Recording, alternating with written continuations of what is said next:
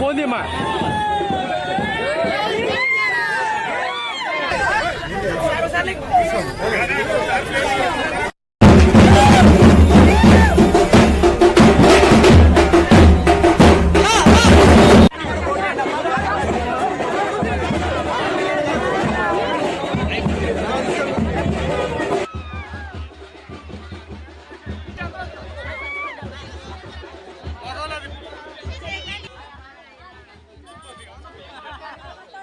Time coverage గురించి అండి. ఒకసారి రెడీయా? మీరేమన్నా అడుగుతున్నారా? నేను చెప్పాలా? పిఠాపురంలో పవన్ కళ్యాణ్ గారి కోసం ప్రచారం చేయడానికి ఈ రోజు పిఠాపురం రావడం జరిగిందండి. ఆల్రెడీ ఇక్కడ నాగబాబు గారు ఆల్రెడీ విస్తృతంగా ప్రచారం చేస్తున్నారు. ఆయనతో పాటు మేము కూడా ఈరోజు ఇక్కడ ప్రచారం చేయడం జరుగుతుంది. ఆల్మోస్ట్ మనం ఏ ఇంటికి వెళ్ళినా వాళ్ళు మనం అడగకుండానే వాళ్ళు పవన్ కళ్యాణ్ గారికి ఓటని చెప్పేస్తున్నారు అనమాట. అంత ఇదిగా ఇక్కడ జనాలు ఉన్నారు. ఖచ్చితంగా పిఠాపురంలో పవన్ కళ్యాణ్ గారికి 1,00,000కి పైగా మెజారిటీ వస్తుంది. అందులో ఏ డౌట్ లేదు.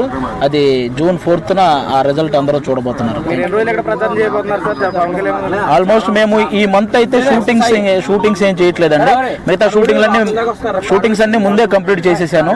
ఈ మంత్ ఓన్లీ పవన్ కళ్యాణ్ గారికి సపోర్ట్ గా ప్రచారం చేయటం, అలాగే ఆయన నిలబెట్టినటువంటి ఆ 21 మంది వాళ్ళ దగ్గరకు కూడా వెళ్ళి ఆ నియోజకవర్గాల్లో వాళ్ళకి సపోర్ట్ గా ప్రచారం చేయటం, ఇదే ఈ మంత్ అంతా. వన్స్ ఎలక్షన్ అయిపోయిన తర్వాతే మా షూటింగ్ కూడా అండి. అంతే.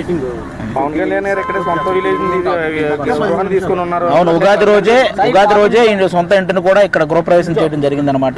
కాబట్టి ఇంకా ఆల్మోస్ట్ అంటే బేసిక్ గా ఇంకా ఎక్కడి నుంచో నిధులు వస్తాయని అలాంటి ఏదో నిధులు లేట్ అయితే కూడా ఇక్కడ ఆలోచించాల్సిన అవసరం లేదు. ఎందుకంటే పవన్ కళ్యాణ్ గారు తన సొంత డబ్బుతో కూడా అభివృద్ధి చేయగల సమర్థుడు అనమాట. అలాంటి వ్యక్తిని గెలిపించుకుంటే పిఠాపురం నియోజకవర్గం గురించి ప్రపంచంలోని తెలుగు వాళ్ళంతా మాట్లాడుకుంటారు, దీని అభివృద్ధి గురించి.